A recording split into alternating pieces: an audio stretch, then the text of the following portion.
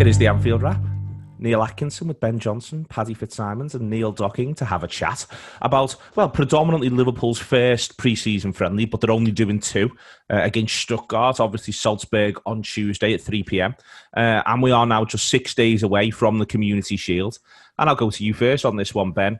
I think the sheer madness and lack of convention around this season is about to hit people. There's a good piece by Jonathan Northcroft in the Sunday Times today where he references that all the top sides will have to play 35 games in 109 days over the course of the middle of the season. That's to come for us. There is the very fact that Community Shield's next week and then all the players go off on international duty in different places before reconvening.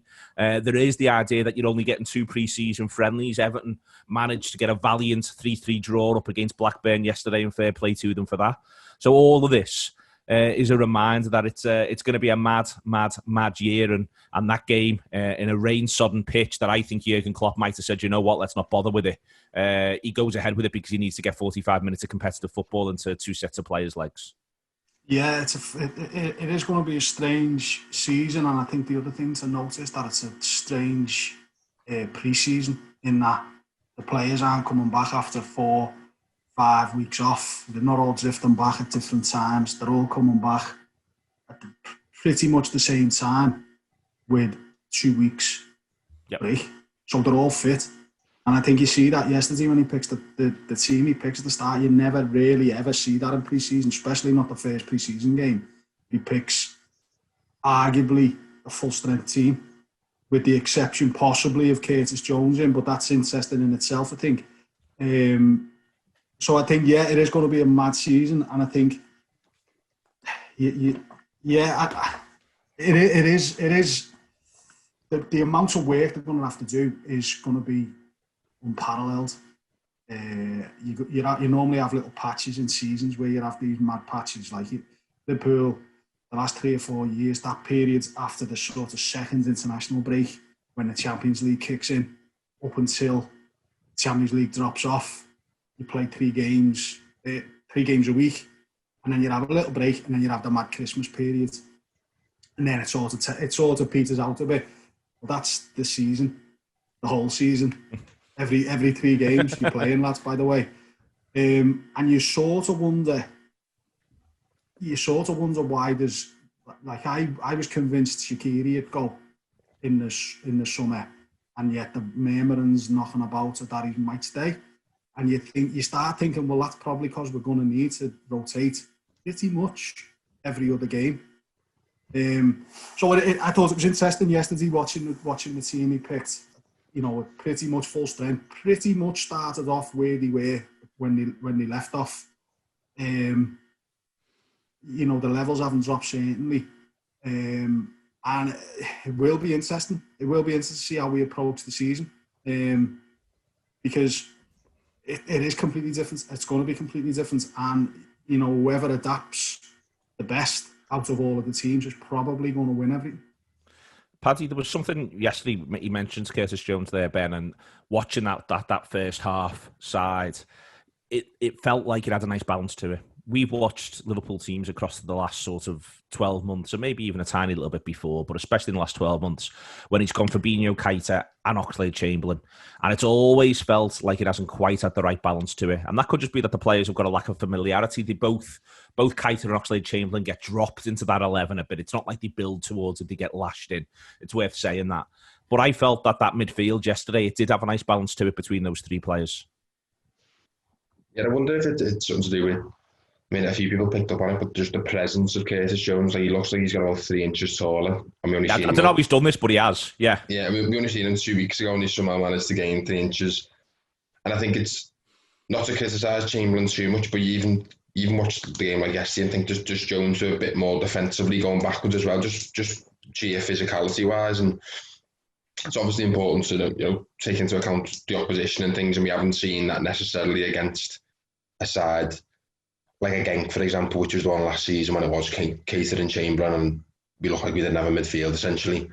But I think just on it, I think John mentioned it as well. I think one of the things about the sides, I see that was a bit surprising, and things is we're not used to seeing that in pre-season. But the main thing about that is it's just they're never normally all there together, and that's the biggest difference about this pre-season, that he's managed to get them all. I think the point about Jones being in the side is sort of really interesting in a sense, because he doesn't have to put him in that first half side.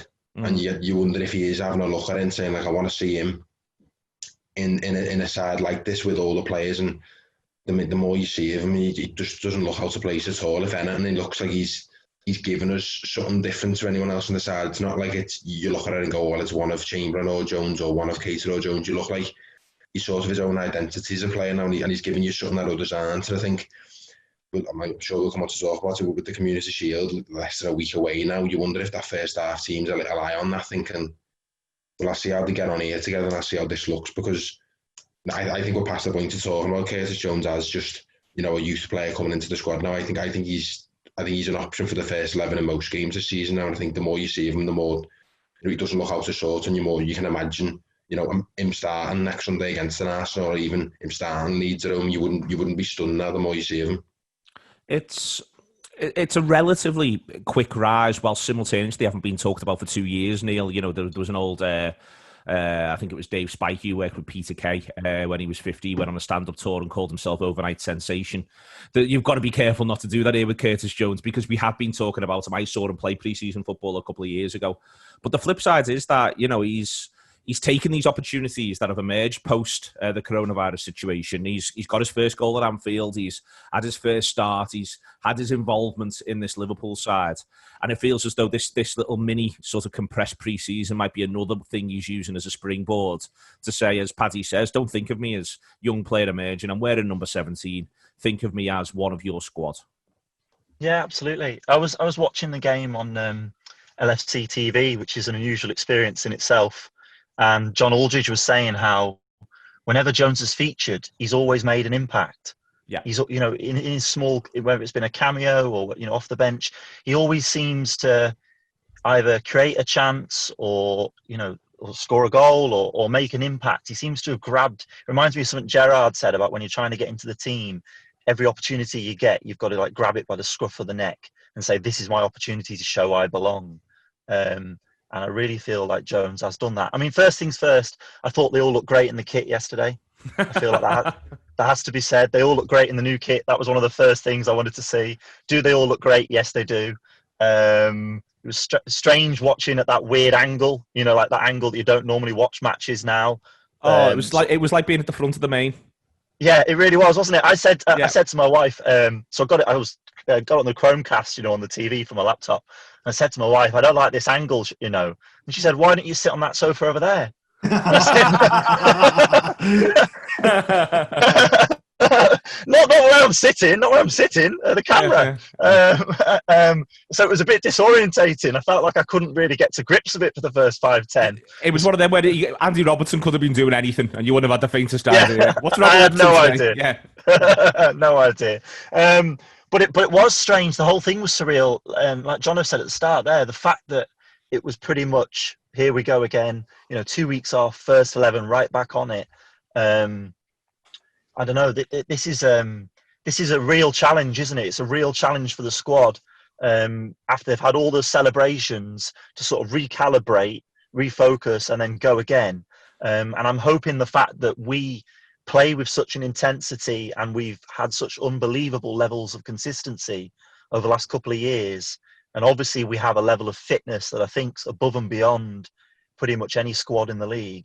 I'm hoping that even though we haven't maybe got the deepest squad, we're perhaps the best equipped for this unique challenge that this season is going to present. I'll come back to the deepest squad points in a minute, Ben, but part of what we haven't discussed, we've just done it so far in passing, is Naby Keita there as well. And I thought in that first 45 minutes he was really, really bright. I think obviously we want to talk about Curtis Jones because he's exciting. He's from the city.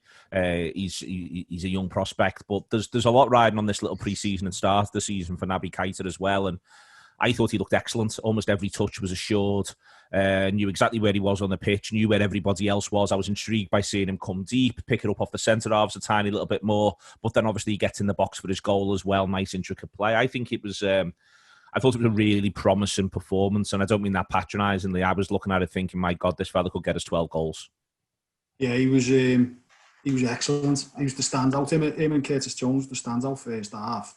I think what you're seeing from him now is what you thought you were getting when we first signed him. You know, there was a lot of talk of his ability to beat players and his ability to create things, but what you actually see as well is someone who can dictate the pace of a game. He was involved in more passes first half than anyone else. He was involved in all the play, and he ran it. And you know, the pitch was horrible and uncomfortable and slippy. John, just to come on to you on this, do you think that if he was, again, we mentioned Curtis Jones, 3 inches taller, you say that he ran it, and I completely agree, but do you think if he was a bit more clearly physically imposed and people would acknowledge that a bit faster, if he was 6'2", or if he was broader, or a bit of both, if he looked like Patrick Vieira, do you think he'd get more credit for when he runs a midfield? Because I thought he ran it as well, and yet it does feel as though people sort of half forget it, or because he's actually not very... He doesn't give it the big one whilst he runs it, if you know what I mean. He's just running it. Yeah, no. He's running it by... He plays in a familiar, in a similar way, I think, to the way Joe Allen. We were told Joe Allen was going to play when we signed Joe Allen, and that he was the Welsh Messi, he was the Welsh savvy, and he runs games with his little tiki-taka. And we signed him, and he was neat and tidy, but he didn't really run any games. But Kite has got the ability to do what Joe Allen did, but actually what we thought we were getting with Joe Allen. Do you know what I mean? He comes in and he runs games by just giving it and getting it back, and then playing the ball. It's all, I think because it's so simple what he does. His awareness is so good, his positional sense is so good, and it's not just that you pick up on, because then you've got that part of his game, but your brain recognises the fact that he's just done someone there. Yeah. And he's just beat 3 people there, and he's opened the game up. So he's got the ability to keep the ball and tick it over, but you don't really recognise that when you're watching it. You're looking out for the balance and the ability to just go past the man. He's one of the only ones on that pitch who doesn't really slip. Yesterday, he's getting the ball, he's still beating men. And I thought he was fantastic, and I thought it was interesting yesterday the way we played with Keita and Jones in that, and a very high line, defenders pushing into that midfield as well. You see Virgil's position, Joe Gomez's position a couple of times. 2 fullbacks, if anything, were even higher than they normally are. And I thought that's a bit of this is where we're going to play. We're going to need goals from midfield, I think we've earmarked this season. We're going to need goals from midfield.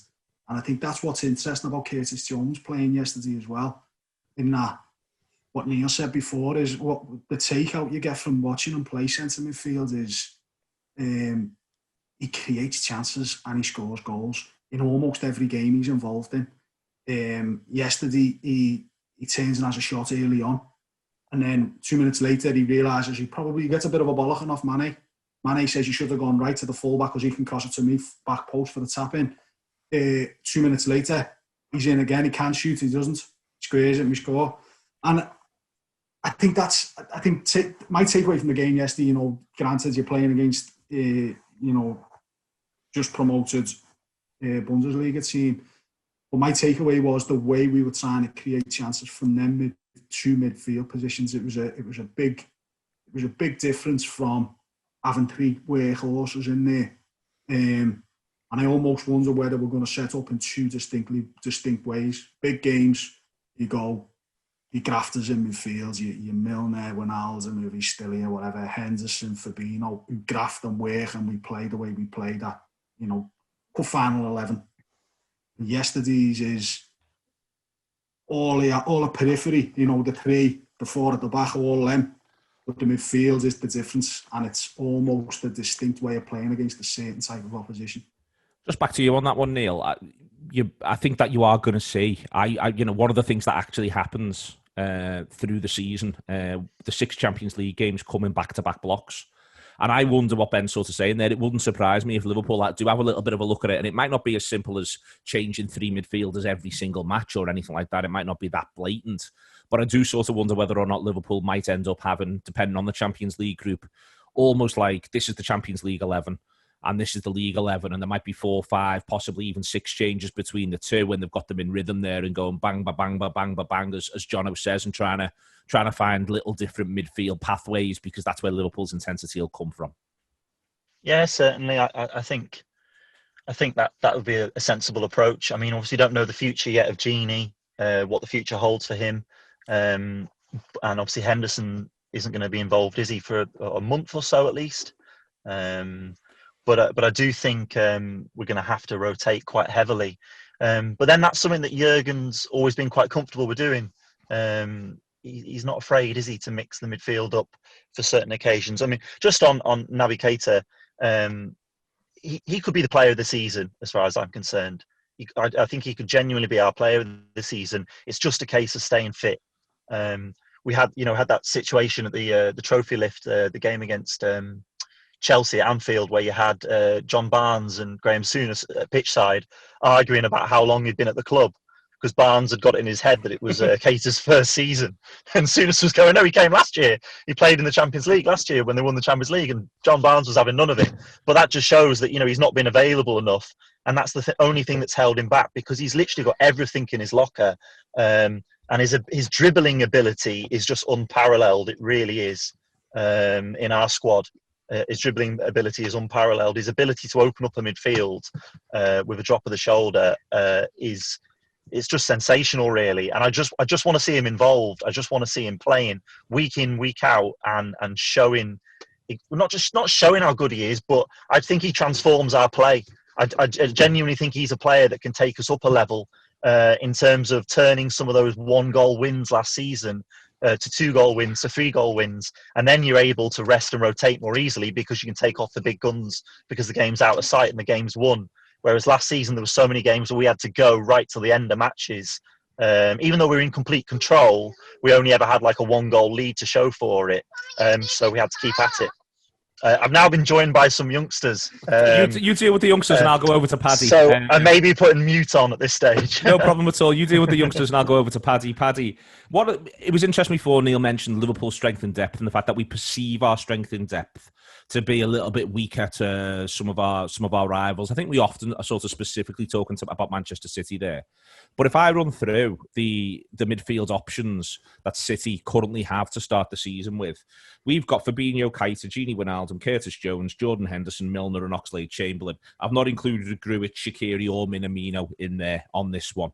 I've just stopped at those 7. If you look at City's, depending on what and where they can play the Valencia lad Torres, who looks to me like more of a wide player anyway, but even if you include him, they've got De Bruyne, Torres, Rodri, Foden, Bernardo Silva, Fernandinho, Gundogan, and I'll be generous and include Zinchenko, who's a left-back and views himself as more of a sort of a left mid. Now, other than the fact that De Bruyne is absolutely brilliant, I'd rather have our lads. I look at United and there's Bruno Fernandes, Pogba, they've got Matic, they've got Fred, they've got McTominay, and they might do something with Lingard or Daniel James. I'd much rather have our lads, despite a bit of the showiness of Fernandes and Pogba within that. And for me, that's quite telling, I think. And if you're talking about a season where it's going to be intense and numbers of games and etc., we should talk that advantage up and not be shy about it. This is what Liverpool are paying the big wage bill for, the fact that they've got that many quality midfielders. Yeah, I think I might have been guilty in the past of thinking we haven't got the strength and depth that we do. And I think especially midfield, I think it comes from the fact that what we ask of our midfielders is such a specific task, and it's so integral to the way we play that at times, again, I've been guilty of thinking, and probably arguably rightly so, that maybe a Keita isn't exactly like the idea of not trusting someone like Keita, say 12 months ago, to come into our midfield because of the specific role that we ask of players and things, and looking at a Curtis Jones and thinking, is he quite ready?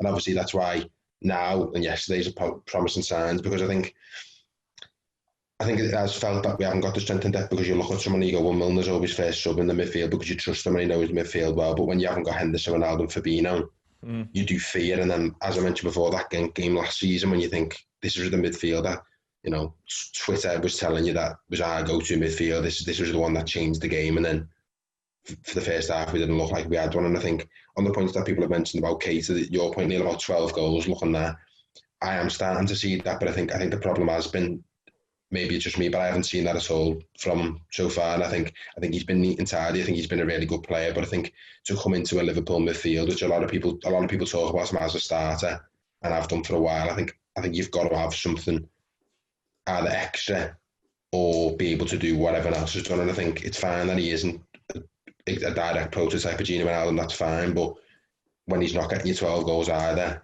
well, then what are you doing to make a case for being in this team? And I think the more you see of him, as well as Jones, like we've mentioned, when you read that list out now, you do go, but there's 3 different midfield combinations there, and with the games coming, think how fast like they are, and you can sort of make a case for, you've got one midfield combination for the Champions League games, and they're just going to play them, and they get to know each other, and they work out what each other are best at. You've got one for midfield, you've got one midfield for home against the bottom 10, and you've got one midfield for top 6 games, which might be the Champions League final team, and they're the combinations that you know, and the players know that, the front 3 know that, the defence know that, and they know what teams they're playing with. So I think it's more and more encouraging, the better Keita gets and the more Curtis Jones grows, that you're seeing the strength in that more now. But I think that's why we haven't so far, is because we've not seen what we're seeing now just yet. It's completely agree with Paddy there. It's players coming to the boil at the right time. That's going to be important for this Liverpool side, Ben. But there's a reason why people call, I think where we feel as though we haven't got strength in depth, we're going to come on and have a bit of a chat about centre-half. And I think obviously because the front 3 is so definitively the front 3, it is worth pointing that out. But you can choose where you're going to have greater strength. The Thiago link remains interesting. And I do just sort of wonder if, Jurgen Klopp's very much of the view that the reason why they call it the engine room is because it is indeed the engine that will power a side. And this season, more than any, I think if there's an area to be overstocked in, I genuinely do think it's centre mid. This is not just me rigging the deck so that I get to say that I fancy Liverpool. I genuinely do think if there's ever a season to go into it and feel like you've maybe got 1, maybe 2 too many midfielders, it's the one where you're asking lads to play most of the season every 3 or 4 days. Yeah, definitely. We've seen that over the course of the last 18 months, 2 years of Klopp being in charge. In that he's I think when he first come, he wasn't as ready to rotate as much as I think he had more of an idea that he had an 11 and he liked to play that 11. And I think he's changed. He's learned about the league a lot, and I think certainly over the course of the last 2 years, he's looked at his setup in midfield. And he's looked at his setup as a side and thought, right, who am I asking the most of here? And it's these 2 midfielders either side of either Fabinho or Henderson. They have got the biggest job. Them and the fullbacks have got the biggest job, the biggest amount of ground to cover. So we need some options, because otherwise they're going to be goosed after 20, 30 games, especially if you're asking them to do 2 a week, 3 a week. I think you've seen that already. I agree. I almost think I think Oxlade-Chamberlain has almost played himself back into being a winger, in that when he plays in midfield, the last few times he's played, the last maybe 5-6 times he's played in centre midfield, one of the positions, he's been one of the first to come off. And I wonder if it's just not, before he got his injury, he was just starting to get a handle on what it was, and he was starting to really impact games and really, putting his name on the first team, on the sheet, and you think, yeah, Oxlade-Chamberlain against City in the Champions League was fantastic. And I think since then, when he's played centrally, he struggled. And I wonder how much he's going to play centrally. I think he might be one of the options of left or right wing. It doesn't necessarily suit him. But I think it's about, I think you see some of the players in the squad, and you almost have to treat them as if, this sounds harsh, but you're putting legs in, you're putting minutes in their legs to save other people's legs. So you're looking at games whereby Mane and Salah don't start because they can't start every game. And a dude you have who can do a job enough, who's got a goal threat, who can do a job, who can press, who can occupy, who can run the ball over the top, so that we can have the ability to rest these lads, still win games, and if we need them, bring them on with 20 to go. Well, the other thing on that, which was I thought interesting first off, and it happens 4 or 5 times in a way that I've not seen it happen, was how free Salah's role was. He pops up on the left. He's central to the left around the time of Keita's goal. When Firmino is on the pitch, and Firmino's also playing quite centrally as well, Ben. And I was really intrigued by this. It did look like something that had been worked on, something quite different. It did look to me as though Salah had been given a bit more license. He pops up. I always remember one of the things everyone sort of forgot about the Chelsea front 3, which was Drogba, Duff and Robben, was how often Robben and Duff would actually be on the same side of the pitch. And no one would know what on earth we're meant to do with this now. And it did seem there was a little bit of that from Liverpool there yesterday. Salah did pop up repeatedly in areas where he normally doesn't even get near going unless the play just breaks there by accident. I I think I seen the average positions in the first half, and it was very skewed to the left. Like Keita ran midfield from pretty much 10 yards off the touchline. Curtis Jones is almost very central, in line with the centre spot. The right was left predominantly to the right back. And you do wonder whether that's a strategy. Is that, well, we know because we've got Trent and his ability to basically run a game from right back. We would like to get some space for him, but also B, we're comfortable that we can get the ball to him, we can look after it until people get over there. But I did notice that at the time it was very, very heavily slanted to the left of the pitch. And you do wonder, they will have taken the opportunity, the coaching staff, to have a look and to refine and to come up with something slightly different to combat the same. They expect teams to set up similar to us, and I think they've had a little look and thought, what can we tweak very slightly? On that, I think it's really interesting with Salah, Paddy, just from the point of view of also, it's maybe to an extent also keeping it interesting and challenging for him. But we've seen him at times almost get locked into battle in that channel that he plays through, where he's repeatedly getting pulled and dragged and fouled, and he wins the battle most of the time. He often he has the better of his man. But I wonder if they might be thinking, well, as an option in games, it'd be quite nice to be able to say to Salah, even if it's just for half an hour, just come off that flank now, go and play centrally. And the other thing you get to see is, for instance, I think Liverpool's best assister last season. I understand why people love the one from Robertson for Salah against Manchester City because of everything that it meant. But I think the best one could well be Salah at West Ham when the through ball that he plays, when he just hits it right into the path. And I wonder whether or not they're thinking, well, Salah's a really, really, really good footballer. Let's get him in the middle of the pitch and get him more involved where he can be more creative. Yeah, I wonder as well, just on like a sheer numbers point, you look at like Salah's goal involvement, the amount of assists he gets, you wonder if they're looking at it just saying, well, why have him marked out by two people on that right-hand side? If you're looking at a Keita, for example, and going, we want more goals from him, and we think he's got a bit of a relationship on the pitch with Mane, and you know how many goals Mane scores, well, let's get Salah over there as well, because it's another body, it's another person to pass through in little triangles. So a bit like how Keita's goal yesterday, Salah's that far over, and it's a bit of a 1-2, isn't it? And he's that good of a footballer. He just knows Keita's going to make that run through, and he can give him it back like that. And what was interesting on that goal, Paddy, was they had a little point at each other afterwards. And I always think that when players do the little point at each other afterwards, that's when they're doing their... And we've all worked on this, lads. This is the thing we've been working on, and look, it's just worked. Yeah, almost as if Keita's saying something like, they've said before, whenever Salah's on your side, look at him for a 1-2. Salah's very good at that, holding it up with his back to goal and almost seeing the run that's behind him without even turning. There was a few times last season where it was like he had the new trick, which was the back heel. Yeah. And he'd hold it up, back to goal, and then he could see who was making the run behind him before any of us seen it or the defenders seen it, and he played through to them. And I think he's that good at occupying defenders because naturally they're just drawn to him. You've seen, I think about Klopp trying new things. It was the start of 18-19, and he'd scored 40 goals from the right back the season before, and Klopp sticks him as the main striker just because he goes, defenders are going to be that obsessed with what he's doing, and they're going to be that occupied by him because he's just scored 40 goals the year before. Let's do this, and they won't be expecting this. And now your centre halves rather than your full-backs are going to be stuck with him, and that's going to free up space for others. And I think just him naturally drifting over to that side, like Ben made the point about Trent's got the whole other side then to do as he pleases. But also I think Mane will enjoy having him closer to him. I think whoever's playing the left, whether it be Keita, whether it be anyone like that, just a better footballer over that side is going to create more chances, and having him closest to goal as possible, I think is only going to be better for us. That's the first half covered. Second half, Neil, the main thing to keep your eye on, obviously, was Tsimikas. That was what was exciting, I thought, really. It was hugely entertaining. Obviously, James Milner giving him the fucking L treatment. Genuinely like a man who's only got so many sprints in him. So please do give it back to me when I make the run. There is, across the board, though, I actually thought where he stood out to me was Liverpool kept playing that high line.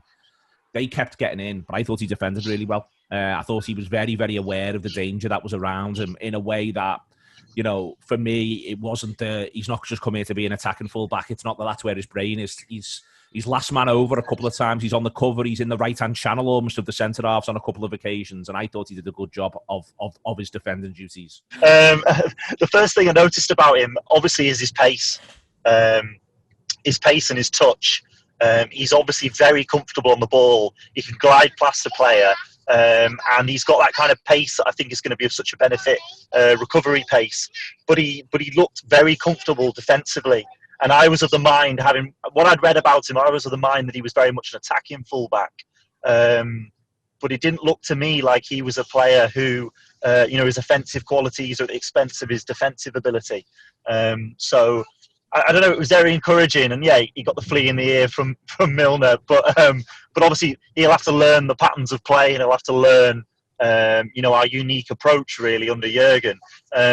But I mean, first impressions, yeah, obviously he looks a real prospect. There is in it, Ben, as he is on the cover there, and also in terms of getting used to the players who are around him. There is the odd unconventional positions that people do sort of take up, and I don't think it was any coincidence actually that Milner started the second half relatively close to him, because Milner almost at times when he plays that midfield role does almost play it as an auxiliary left back. He's there and he's very, very conscious of it. But I just think that it must be a strange side to come into, the way in which the fullbacks are both treated, but also the way in which the midfielders are asked to interact with them, and that at times you are sort of a support role. And I think that'll take a little bit of getting used to for Tsimikas. But I thought it was all promising, to be quite honest with you, even though I thought that Stuttgart actually attacked very, very well in the second half. Yeah, I thought he looked. I think the right word to use is comfortable. You said it. He looked comfortable, especially on the ball. But also he covers around one. If the start of the second half, I think they get in. Yeah. I don't know whether he drops off too much and then has to make a really good tackle because to cover up that he dropped off and played everyone on, or if it was good defending, you're not going to get a replay with the quality of the camera set up yesterday. But Klopp was interesting after the game. He got interviewed and he said, what did you think of him? And he said, word to the effect of, when he had the ball, he was great. What he's got to learn is how we defend as a team. And I think you're right. What we're asking our players to do all over the pitch, never mind just the fullbacks or just the midfielders, but every role is so specific and it's so demanding that it is going to take a while. And I think when you look at Robertson when he signed, Robertson's gone on to be probably one of the best left backs in the world. But you look at Robertson and we were watching it thinking, I remember he played one game early on at home. He won the match and then didn't play again. So Moreno got injured about 6 months later, or whatever it was. That sort of felt like. And constant, so what you want about Moreno, he give you loads of entertainment, but he was decent, but he was crap as well. Do you know what I mean? And you knew he was playing. You definitely knew he was playing. It was ideal to be able to, when you're doing something like match ratings or writing a report, he was perfect. You need more of them fellas, because that's one of the things of having a really good side, really good players, is you got no one to poke fun at. But yeah, I remember watching Robertson thinking, why is he not playing Robertson? This is crazy. He's clearly well better than Moreno. And then it's all about learning the patterns of play. And I think it'd be something similar. And, I think what's encouraging is that he looked to have got what his role is meant to be, attacking-wise, really quickly. And it was just interesting, Klopp saying that about his defensive positioning. But he looks like he wants to win. When he made that clearance, it's a pre-season friendly, it's lashing down. He covers around the front post. He covers it really well. He starts doling bollockins out, which is good. Do you know what I mean? He's brand new into the camp, doesn't know anyone, never met anyone before, and he's there saying, "Fuck's sake, lads, what he's playing at." That's the type of thing where you think, yeah, that's right. Do you know what I mean? And that shows his character. And yeah, I think he'd be sound. He came across like he would be sound. Other one, Paddy, who stands out second half is Minamino. Looked close to the player who turned up to Anfield and absolutely dazzled us, to be quite honest with you. And I thought his in and out play was excellent. His ability to get it, turn, he loves a turn. He turns with panache and style. I thought he was really, really bright in every aspect of the game. Yeah, I think he's another one as well who looks bigger. You know, as if they'd said something like get in the gym or give him specific training things in between, you know, when the season finished to now, and as if he's been working on it pre-season as well. Because, like you said, his turning on the ball yesterday was very noticeable. It was a few times he just rolled the defender like it was nothing. But then there was also a few times with the way the ball he turned someone and the way the ball would hold up, given the surface and how much water was on it. They'd have to hold someone off as well, and he'd have someone right on his back, and he'd just hold them off and get away from them again. And I think that's what encouraged me most, because I think there's no denying you can see a footballer there. You know, we've seen it when he came and played at Anfield, but and in other performances as well, he's looked good whenever he's had the ball on his feet. But that Wolves game always sticks with me when he first comes on, and it's harsh because it's his first game in English football. And Wolves are enormous. Yeah, and he looks fine with the ball, but he gets the ball and he doesn't realise that he gets 2 seconds before someone's on you, and then 2 seconds later someone else is on you, and it's getting to that thing that you're not going to be able to. You can do all you want with the ball, but you've got to bear in mind whilst you're doing it that someone's going to close you down instantly, and whoever does that's going to be massive and strong. So you've got to be able to have all these things, spinning plates, you've got to have all these things going on at once where you're holding off 2 defenders whilst looking for your pass. It's not as simple as you've got the ball at your feet and you're looking in front of you going, what's next? And I think the sooner he gets the grips with that, I think I do see a good player in him, and I think that was what was encouraging yesterday. He didn't, you know, these aren't, you know, just some Sunday League team, you know, the German outfit that, you know, there were some big lads playing yesterday, and yeah, he didn't look like he was bullied or pushed about on a sticky surface. You know, he did play really well, and I think that was encouraging. I was encouraged by him, Neil. I was encouraged by, you know, you get to see yet again, you know, the most magical moment of the match really is Harvey Elliott's cushioned ball back to James Milner. Brewster obviously gets his goal. You know, all three, I think, of those from 3 players yesterday, you get some encouragement from, but I did feel as though Minamino was the one who looked first, like the one who's obviously, because it's true, played the most first-team football, but also the one who looked closest to first-team football, Minamino. Yeah, I mean, Minamino's always bright. He's always bright, and his all-round play impresses me. He works, you know, diligently. He's got a really good touch. I just wonder if he's trying a little hard to perhaps by Jurgen. He's trying to make sure he sticks to his task, and I just wish he'd be a little bit more determined to make an impact on a game in an attacking sense. You know how we talked about Curtis Jones, how he always seems to be involved in creating something. He always seems to either set up a chance or score a goal. With Minamino, we know he's got that. We know he's got that creativity. And I'd almost like him to be a little bit more self-arc. I think we're seeing a lot of encouraging anything decisive. And that's what's frustrating, because we've obviously seen glimpses when he came to Anfield, you know, as an opposition player, of just how impactful he can be on games. So I almost want him to, you know, to take a shot. I know that goes against every rule that you have, every fibre of your being. But I want to see him take a shot from distance. I want to see him try something and almost say, I'm going to make an impact, you know, in the limited amount of time that I get. There's something on the impact thing, Ben. There's something with Brewster in amongst that, really, where, you know, I think that there's still that sort of sense as to, other than the really obvious part of kicking the ball in the goal, what sort of forward Brewster's going to be. And I still can't entirely answer that yet. You know, who are the players who he seems like? To me, he looks absolutely brilliant at what's meant to be the hardest part. All the stuff around the penalty area, you know, if we sold Brewster hypothetically and you said to me, but he's going to get 25 league goals somewhere, you go, you know, I wouldn't go, that's mad. There's no way on earth he does that. And that's a really strange thing to say, but he scores yesterday, but you're still not entirely sure literally what type of forward he is. He looks to be a traditional number 9, in that he just scores. He scores and he scores. And his movement, it's a natural instinct. You know, the movement for his goal, he just drifts 2 yards away from his man. It's not, that's instinctive. You know, he's aware of where it is. My best chance. Aldridge talked about it. He's in the position in between the posts always where it's the best position to be as a forward, and it's where you get goals. And you do look at him and think, how are you going to fit into this Liverpool team with them front 3, because of the role Firmino plays and because of how unusual a forward he is, a number 9. He's almost the polar opposite. of Brewster. So you then wonder, well, yeah, you look like you might score 20 goals if you play every game.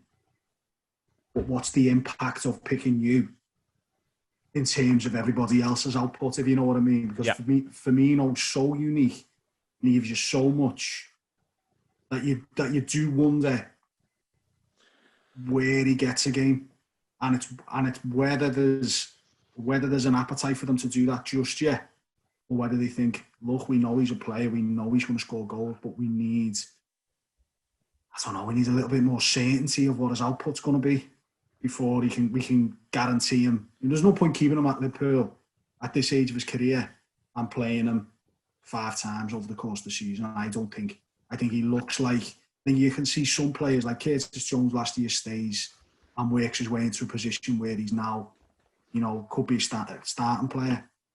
I don't think if Brewster stays, that happens. I think he's that type of player. It's almost like when you're playing a centre-half. Centre-halves need to play games to learn all the tricks of where to be, what's expected, blah, blah, blah. And I think some players need that. And Brewster looks like, saying he needs it's almost disrespectful. But I think in terms of Liverpool knowing exactly what they're going to get out of him and whether it's worth the impact on the balance in the team, I think he might end up going for another year somewhere. What do you expect from him, Paddy, in that regard? Because I think I can see the arguments in both directions. But the one thing I know is I like the player a lot, and obviously I like lads who score goals a lot, and I like the sort of goals that he scores a lot. And when he's at Swansea, for instance, and he scores that goal in the playoff final, that shows all the quality he's got under pressure at key moments in terms of putting the ball in the back of the net. But it's a difficult one, isn't it, for Liverpool? I suspect the very conversation that Ben's had, one that they're having internally still within the coaching team and with Michael Edwards. Yeah, I don't want this to sound like a lazy comparison, but I think as Ben was talking, I think what came to me was the amount of games Solanke got, 17, 18. I think when we talk about is the room for a traditional number 9 in this Liverpool side, I think Solanke scored loads of goals that pre-season, and Klopp obviously seen something and thought, well, I can use him. And I think if you actually look back on that season, he plays more than people think. And I think he gets loads of appearances, Solanke. People forget it, but don't they, Paddy? Yeah, he gets that start at Stoke away, doesn't he? And I always look back on that and think, could it have been differently? Because he has a couple of chances early on in that first half, and he looks a decent player, and he's into linking well with the front three and things, and he has a couple of chances himself that don't quite go his way and stuff. And I think whenever I think about Brewster now, I think there is real quality there, and like you said, he's good at all the stuff that he's supposed to be good at. It's just that we've had this lad the last 4 years that was stumbled on, who can do all these other things that no one ever thought you wanted from a number 9, and now he's done them. And we can't think of having anyone other than Firmino. And I think the only thing from yesterday, I think that I thought was quite interesting as well with Brewster is, and we spoke about Minamino before, but Minamino's often talked about as this deputy for Firmino. And I thought it was interesting yesterday in his performance that he's still on the left. And we all keep talking about Minamino as this, he's the alternative to Firmino, or we can mould him like that. And I wonder if Klopp's looking at it going, well, I think he's great, but we ask that much of Firmino, and he's such a special, unique player that I'm not sure we can just go, all right, well, you're the Firmino light. And I think in playing on the left and Brewster playing through the middle was sort of telling yesterday, in the sense that I sort of took encouragement that might be a sign that Brewster might be your number 2 for who's going central, or, another option to Firmino. I think he's not been, I think Origi's a different case when Origi plays up front. I think he's a completely different player. And I think Klopp's shown in the fact that he keeps him last summer that it's a very specific thing. The thing I'd like to see, Paddy, when we're talking about this season and the way it's going to go, the intensity, the number of games, is I wouldn't mind seeing Liverpool have a game where they play, maybe it might be Tuesday, even if it's just for a half, 4-2-3-1, but with Brewster as the one.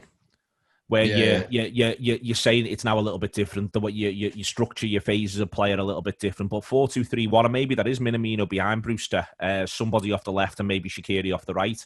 I would like to sort of see what that looks like, see how that operates before you make any sort of big Brewster decisions. Because we love the 4-3-3. The manager loves the 4-3-3, but it does not feel as though you're asking a lot of these players if that's what you're going to go game after game after game after game. Yeah, I think as well, on that point, we do love the 4-3-3, but on the points about game after game, I think, like we've just said then, if Minamino isn't your deputy for Firmino, I don't know how you do a 4-3-3 without Firmino. I think whenever we've seen the 4-3-3 without Firmino, and it's Origi as the left and one of Salah Mane as the striker, I'm not doubting their ability to play up front. You know, we've seen both of them have really good games as a central striker. I just don't think it works as a 3 in a traditional 4-3-3 sense when you've got one of them as the middle one. And I think Brewster, I think there's that much potential and that much quality that you can already see. I wouldn't be making any hasty decisions on what to do with him now. I think I would like more of a look at him. And I think young players, I think you walk such a thin line with young players in the sense that he could go out on loan next season, and whenever people talk about loan, suddenly talk about Premier League. And my only thing with that is like, I don't know a club where he starts every week that you can guarantee it, because he could go to a Sheffield United who want more goals or whatever from strikers,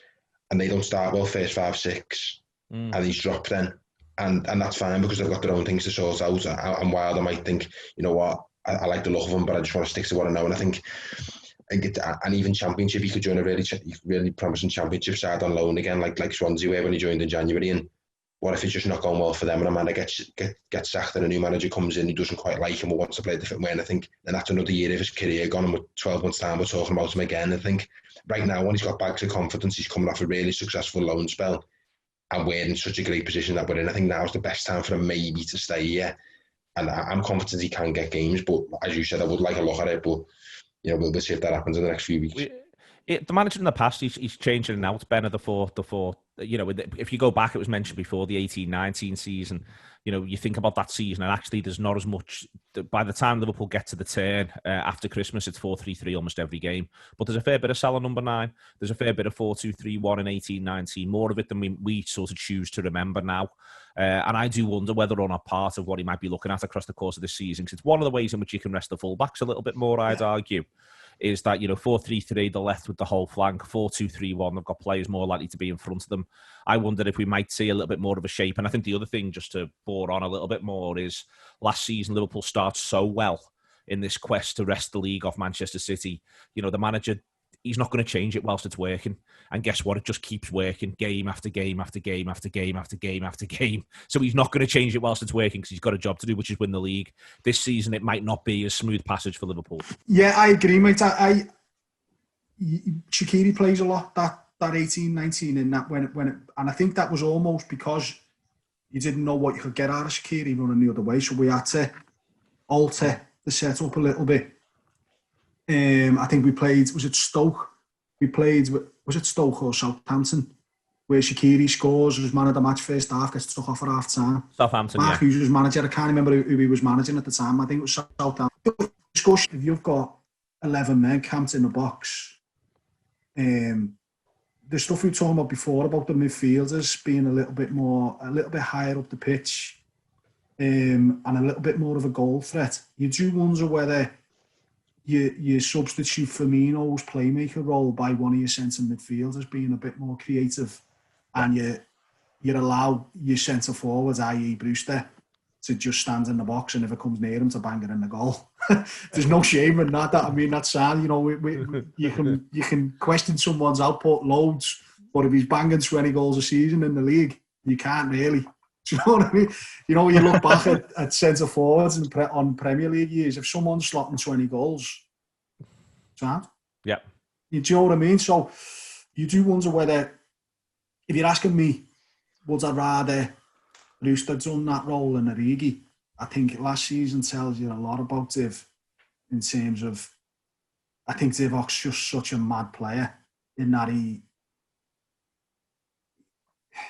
doesn't really do anything, but he can do everything, but he doesn't really do anything. I think he's sort of got in a funny place in his head in terms of what he actually is as a footballer, and that's probably partially our fault because of Firmino, because of what we're asking Firmino to do. But I think if you're looking at it, you look at Brewster's ability to score, I think it's right up there. He just looks a natural at it. And you are intrigued as to what you might get out of him if he manages to play. Let's put it that way. Last little thing, Neil, is the centre halves.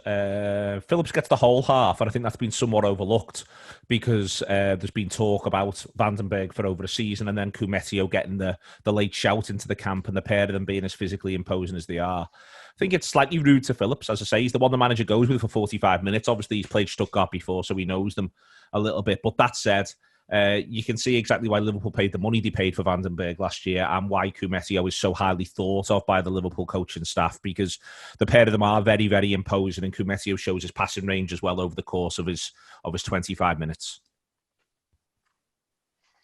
Yeah, and their physical presence was obvious, wasn't it? And I think we're in an interesting situation at centre half because obviously Lovren's left, and a lot of us are thinking, well, who's coming in? And we have the situation where Fabinho can obviously slot in there, but the conversation we had earlier about our options in midfield and how heavily we're going to have to rotate our midfield options. Do we really want to be playing Fabinho, playing Fab at centre half for any extended period of time? I probably don't think so. I mean, I know that Jurgen likes to find solutions in the squad, doesn't he? It seems if ever there's an issue, he'd rather, shuffle things around and try something different rather than go to the transfer market. But I still feel that we could do with some cover at centre half. And, it's one thing impressing, in a pre-season game at Stuttgart, and it's another thing being thrown into, a really important Premier League fixture. And so, I don't know. I think there's work for us. We've not really talked about the transfer market much because it's been such a strange summer.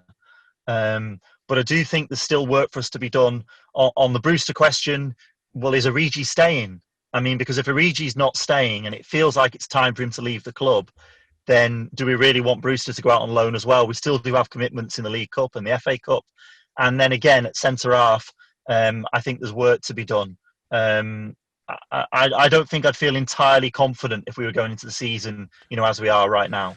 And that's really fair from Neil, Paddy. And I think I suspect it's a question that doesn't yet have an answer fully from Liverpool's staff. And people may feel as though that's a little bit fly by night, but I don't think it is. I think it's a difficult one to gauge. And you've always got the impression this is a manager who did buy Ranier Klavan.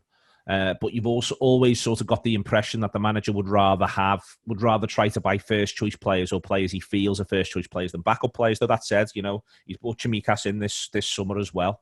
I'm still not clear which way that's going to sort of resolve itself, and I also sort of get the impression that maybe I'm imposing something here, but I get the impression Liverpool and Jurgen Klopp don't really rate many centre halves, and certainly in terms of the way in which they play. And so it makes it feel really hard to recruit this lad who's going to come in, be happy to be fourth choice, but he's good enough to be able to play basically in their half.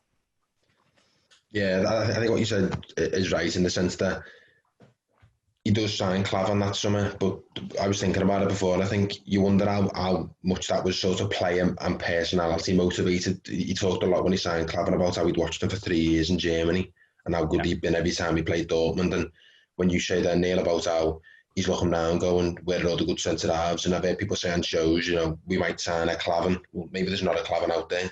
Klavan did the job for 2 years and he was sound and he was good and he was 29, he was cheap, but I mean, I can't tell you where the next Klavan is, and the fact that we haven't signed another Klavan yet in the window suggests to me that Klopp doesn't necessarily know where the next Klavan is. And I think he signs Klavan that window, but he also sells Sakho, and that essentially leaves you. That's essentially been Sakho off, and that leaves you with Lovren and Matip as your centre halves, literally the only centre halves at the club, really. And as much as it was player motivated and things, I think he does think he's got to get one in, and that leaves you with Klavan, Lovren and Matip, and what turns out to be that season, Lucas.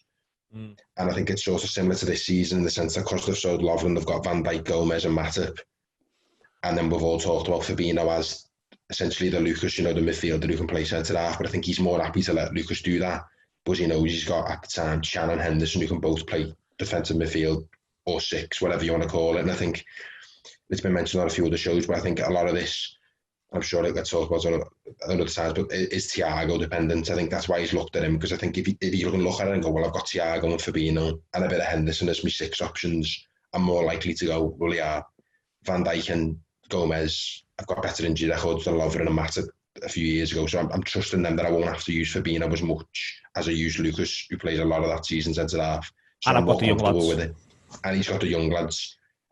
So I think again, it's Thiago dependent. I think if there was a Klavan out there, I'd be all in favour of buying it, 'cause I think he did a really good job for 2 years, but I don't think there is. I think if you could get I think if you could get Tarkowski or me for £5 million, he'd probably buy Tarkowski or me. But I think it's part of the English market. I think it's part of the general sort of worldwide centre half dearth, in a sense as well. That's just not possible. But I think that Paddy may be right there. I think that if he had a £5 million diddle, he might just press the button and do a £5 million diddle.